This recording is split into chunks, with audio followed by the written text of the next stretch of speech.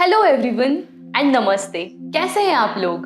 मैं हूं आपकी होस्ट और आपकी योगा पार्टनर पूजा और आपका मेरे चैनल योगा फिटनेस में एक बार फिर से स्वागत है। दोस्तों, आज का हमारा टॉपिक है साइनस।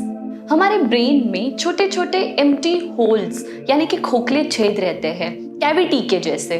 तो ये छेद हमारे सिर को हल्का रखने में और सांस लेने में हमारी मदद करते हैं। अगर ये छेद ना हो तो मनुष्य शायद से ही अपनी आवाज भी नहीं सुन पाएगा और इन्हीं छेदों को साइनस कहा जाता है। जब इन छेदों में यानी कि साइनस में कफ भर जाता है तो हमें गले में खिचखिच और नाक बंद हो जाना या फिर नाक बहना इस जैसे समस्या चालू हो जाती है और इसी समस्या को हम कहते हैं साइनोसाइटिस।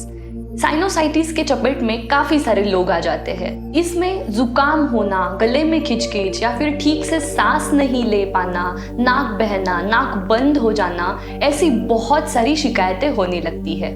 दोस्तों, आज के वीडियो में हम कुछ ऐसे योगाभ्यास देखने वाले हैं, कुछ प्राणायाम देखने वाले हैं जो साइनस पे या फिर साइनोसाइटिस की प्रॉब्लम में हमारी हेल्प करेंगे और इससे दूर करने में भी शायद से हमारी हेल्प हो सकती है अगर आप ठीक से रेगुलर तौर पे, नियमित तौर पे अगर इसे प्रैक्टिस किया जाए तो। आगे जाने से पहले जल्दी से एक छोटा सा काम करना है, वो है मेरे चैनल को सब्सक्राइब करना, ताकि ऐसे ही आपको अच्छे और बहुत सारे जानकारी वाले वीडियोस देखने मिले। और इस वीडियो को आपको पूरा देखना है ताकि इसका आप लाभ उठा सके और साथ ही साथ आपको बेल आइकन को भी प्रेस करना है। आज हम हमारा साइनस का योगाभ्यास शुरू करेंगे भ्रामरी प्राणायाम के साथ। भ्रामरी प्राणायाम को कैसे किया जाता है, चलिए देखते हैं। किसी भी एक सीटेड पोजीशन में बैठना है, एक रिलैक्स पोजीशन में आपको बैठना है।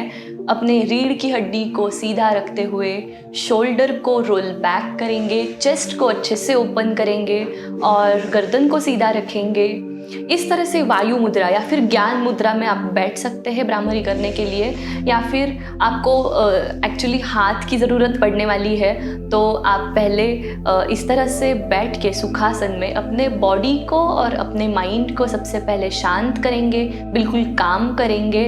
और उसके बाद मैं आपको थोड़ा सा झट से बता देती हूँ कि भ्रामरी में क्या करना है। एक भंवरे जैसी या फिर बी जैसी आवाज़ हमें प्रोड्यूस करनी है हमारे नाक से और हमारे पूरे माउथ से नहीं, एक्चुअली हमें नाक से ही वो एक आवाज़ प्रोड्यूस करनी है, जैसे मैं आपको बताऊँगी करके, ताकि आपको अच्छे से पता चल जाए। तो सबसे पहले हम क्या करेंगे, इस तरह से जो हमारी रिंग फिंगर है और मिडिल फिंगर है उससे हम अपने आँखों को बंद करेंगे और ये जो इंडेक्स फिंगर है वो हम फोरहेड पे रखेंगे और अपने थंब से हमें कान को अच्छे से बंद कर लेना है। और यहाँ पे हम इनहेल करेंगे, डीप इनहेल,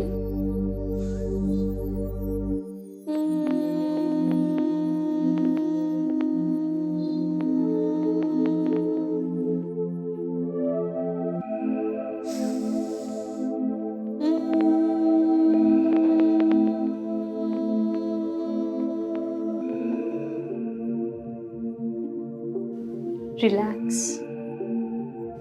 इस तरह से भंवरे जैसी एक साउंड प्रोड्यूस करनी है हमारे पूरे एक्सहेलेशन में। हम इनहेल करेंगे डीपली अपने नाक से और एक्सहेल करते हुए वो साउंड का प्रोडक्शन होगा। तो ये है हमारा भ्रामरी प्राणायाम। भ्रामरी प्राणायाम साइनस में बहुत ज़्यादा हेल्प करता है, जिसकी वजह से हमारे जो लंग्स का एक्सपांशन है वो अच्छे से हो जाता है और कहीं पे भी अगर ब्लॉकेज है, अगर एयर पाइप्स में कहीं पे कुछ गड़बड़ी है तो वो भी क्लियर हो जाती है भ्रामरी प्राणायाम से। भ्रामरी प्राणायाम के बाद हम करेंगे एक योगा पोस्चर जिसका नाम है गोमुखासन। गोमुखासन को करने के लिए मेरा जो अभी लेफ्ट लेग है वो राइट हिप लाइन के पास मैंने इस तरह से रख दिया है। घुटने को आगे की तरफ पॉइंट करके रखना है।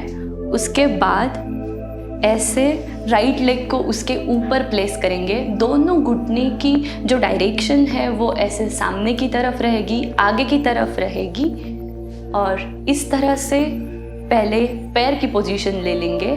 और गोमुखासन में क्या होता है, इनहेल करते हुए हम एक हाथ को ऊपर लेके जाएंगे और पीछे की तरफ मोड़ देंगे और दूसरे हाथ को नीचे से दोनों हाथों की पोजीशन पीठ के पीछे इस तरह से रहेगी।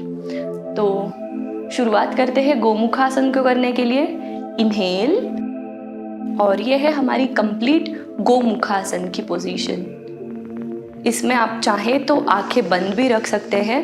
हमें इसमें कम से कम 30 to 60 सेकेंड्स तक बैठना है। नॉर्मल ब्रीदिंग शुरू रखनी है। Open your eyes and back to the original position. Same procedure हम करेंगे लेफ्ट हैंड के साथ। इनहेल, पेट को थोड़ा अंदर की तरफ खींच के रखना है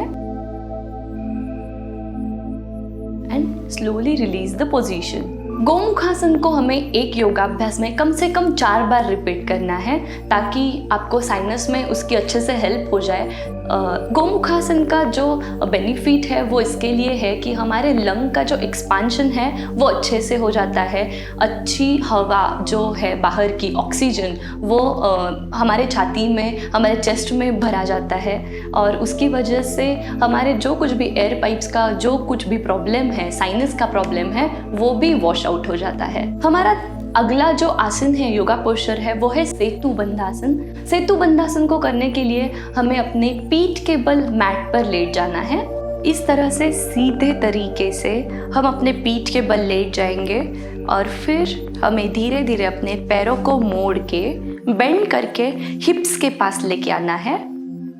और सेतु बंधासन की पोजीशन में हाथ के 2 वेरिएशंस होते हैं। मैं आपको दोनों भी करके बताऊंगी कि इसे कैसे किया जाता है। आप चाहे तो पैरों में थोड़ा सा गैप रख सकते हैं पैरों के बीच में, और इनहेल करते हुए हम धीरे धीरे अपने हिप्स को, अपने बटक्स को ऊपर उठाएंगे हवा में और इस तरह से अपने बॉडी का ब्रिज तैयार करना है। इसे हम सेतु बंधासन या फिर कंधरासन भी कहते हैं। 15 से 20 सेकेंड्स होल्ड करने के बाद हम धीरे धीरे नीचे आएंगे और इस पोजीशन को छोड़ देंगे। जैसा कि मैंने आपको बताया कि जो हाथ की दूसरी पोजीशन है वो इस तरह से रहेगी। एक बार फिर करेंगे सेतु बंधासन और कंधरासन।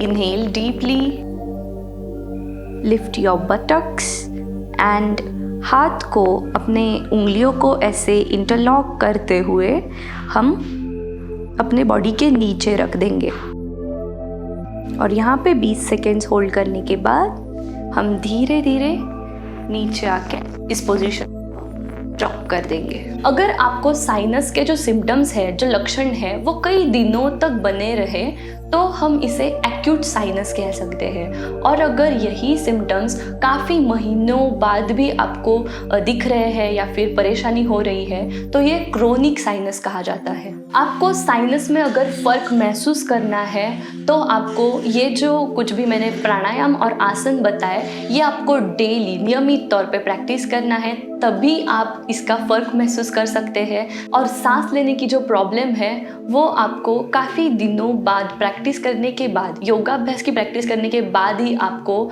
दिखाई देगी कि कितना इम्प्रूवमेंट हुआ है और आपको इसका कितना फ़ायदा हुआ है। आपको आज का वीडियो कैसा लगा ये मुझे कमेंट करके ज़रूर बता दीजिएगा। अगर आपको या फिर आपके फैमिली में, रिलेटिव्स में, फ्रेंड्स में किसी को साइनस की प्रॉब्लम है तो आप ये वीडियो उसके साथ शेयर कर सकते हैं, उसके साथ अच्छी जानकारी शेयर कर सकते हैं। और अभी तक आपने मेरे चैनल को सब्सक्राइब नहीं किया है तो जल्दी से वो भी कर लीजिए और ऐसे ही मेरे साथ जुड़े रहे और मेरे साथ योगा कीजिए। मैं मिलूंगी आपको बहुत ही जल्द एक अगले वीडियो में न्यू टॉपिक के साथ। तब तक के लिए नमस्ते एंड खुश रहे, स्वस्थ रहे।